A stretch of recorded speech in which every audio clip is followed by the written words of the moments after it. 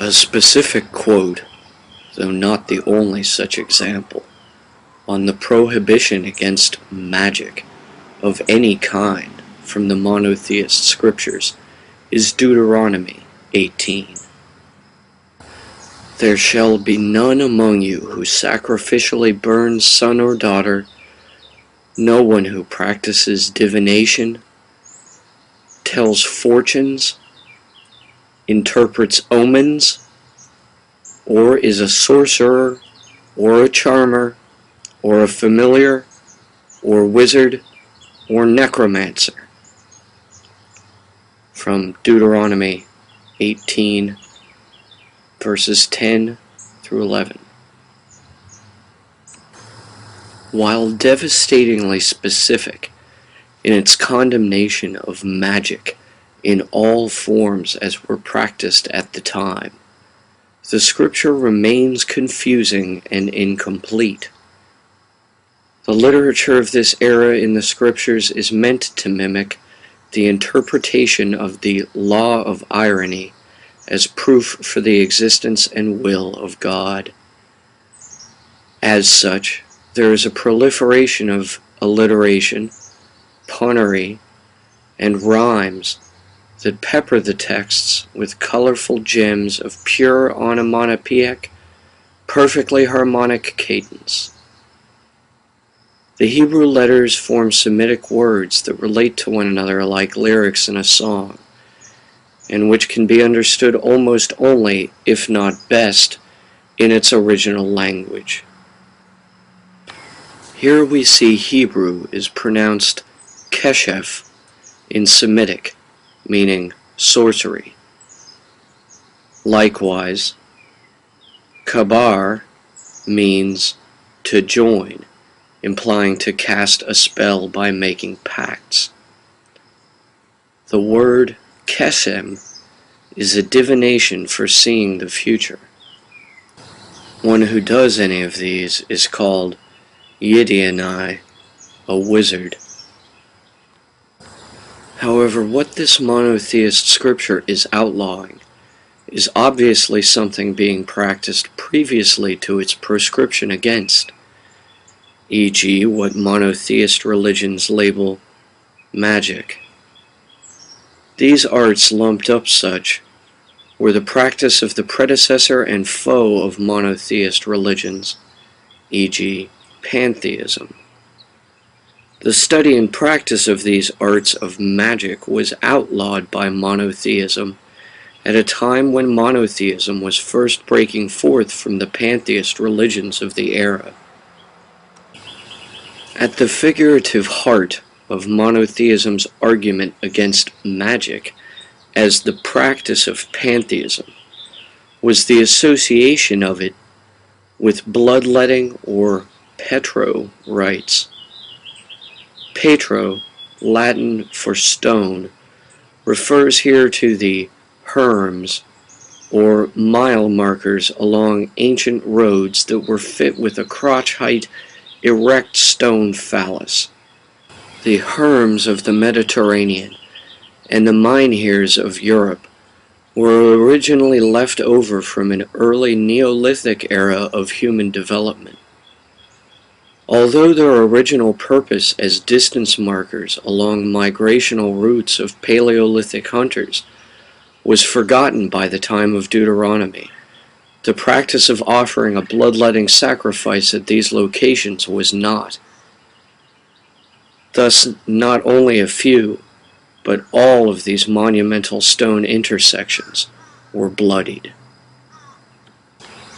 The monotheist scriptures early on introduced the theme of juxtaposing life as blood and knowledge as vegetable forms of offering.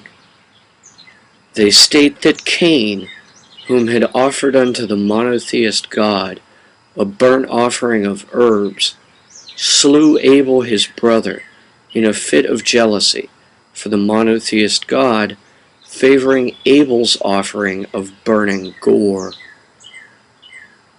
Following from this, the sacrifice of blood is further associated with pantheism in the form of human sacrifice being less preferable to the monotheist God than animal sacrifice.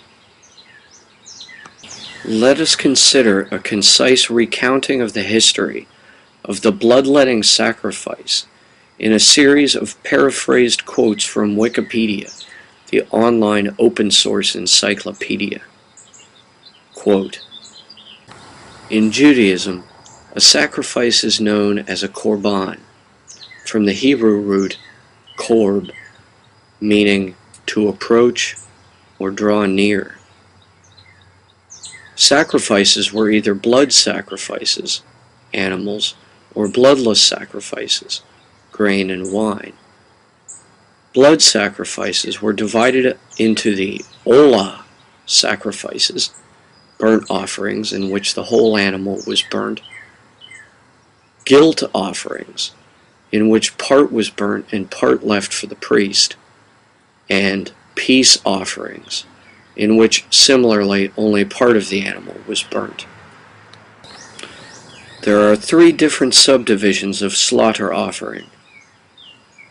Thank offering, made in response to an unexpected positive change in circumstance. Votive offering, made in response to a positive change in circumstance when a vow in hope of such a change had previously been made. Free will offering, more spontaneous slaughter offerings. A holocaust is a religious animal sacrifice that is completely consumed by fire. The word derives from the ancient Greek holocaustos, which is used solely for one of the major forms of sacrifice. Holocausts are conducted at night without wine and offer black-hided animals at a low altar with their heads directed downwards. In all these they are opposed to the commensal sacrifice given to the Olympian gods. Some of the ritual laws, or at least portions of these laws, involve two similar animals being brought to the priest, one being killed in a certain manner and its blood sprinkled onto the sinner, the other being sent away. Such rituals involve the idea that sin can be transferred from the sinner to the living animal via the blood of its dead associate. Shechita is the ritual slaughter of mammals and birds according to Jewish dietary laws. The act is performed by severing the trachea, esophagus, carotid arteries, and jugular veins using an extremely sharp blade, chalaf, and allowing the blood to drain out. The knife used for shechita is called a halaf by Ashkenazim, or a sakin. In previous centuries, the halaf was made of forged steel, which was not reflective and was difficult to make both smooth and sharp. In the mid-1700s, the Baal Shem Tov, fearing that Sabbateans were scratching the knives in a way that was not detectable by normal people, introduced the Hasidish halaf. The Hasidish halaf differs from the previously used knife in that it was made from molten steel and polished to a mirror gloss in which scratches could be seen as well as felt. The new knife was controversial and was one of 4 reasons listed in the Brody Cherem for the excommunication of the Hasidim. Eid al-Adha, or Festival of Sacrifice, or Greater Eid, is an important religious holiday celebrated by Muslims worldwide to commemorate the willingness of Ibrahim,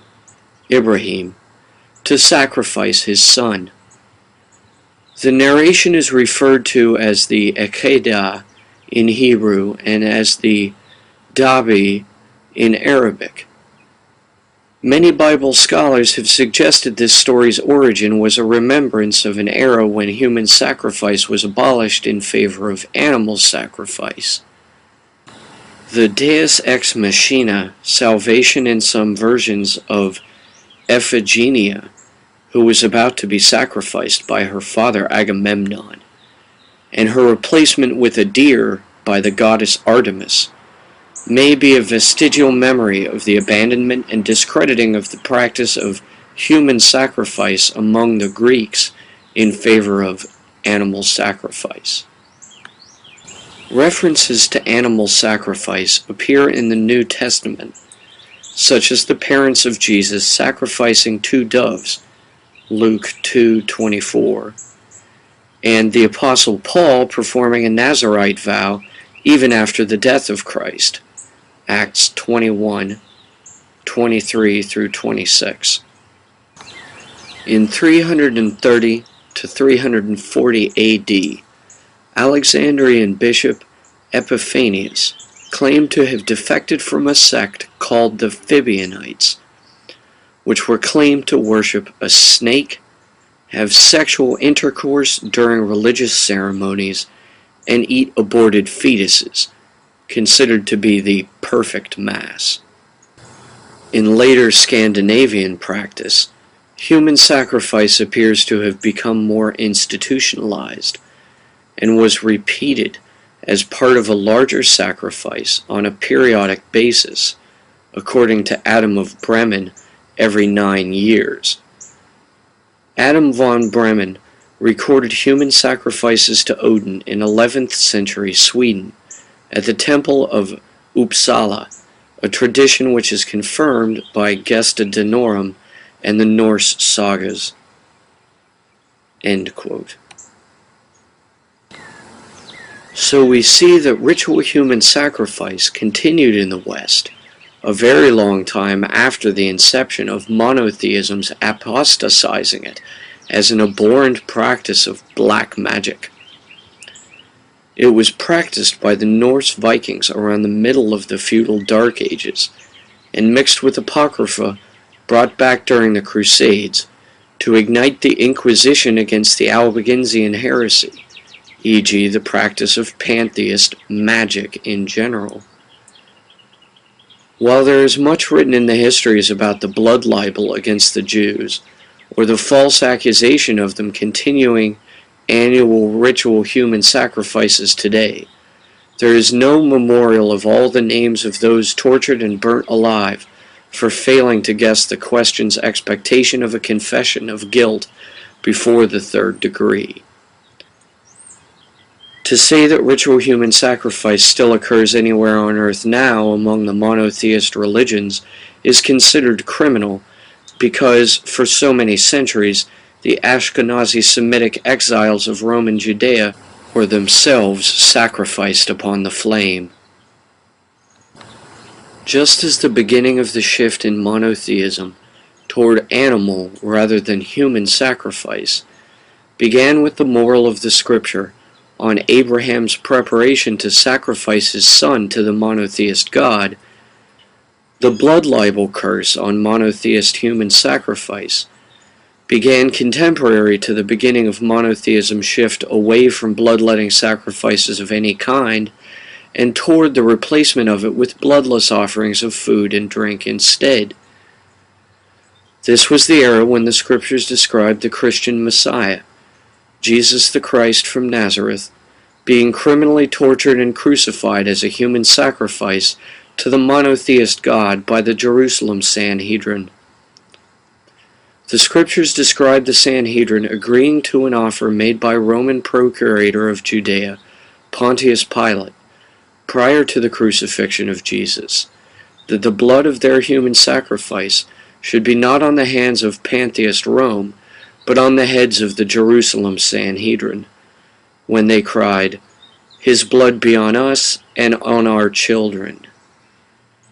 This curse accounts in the scriptures for the historical expulsion of the Hebrew Palestinian Semites from their religion's holy lands, Judea and Israel.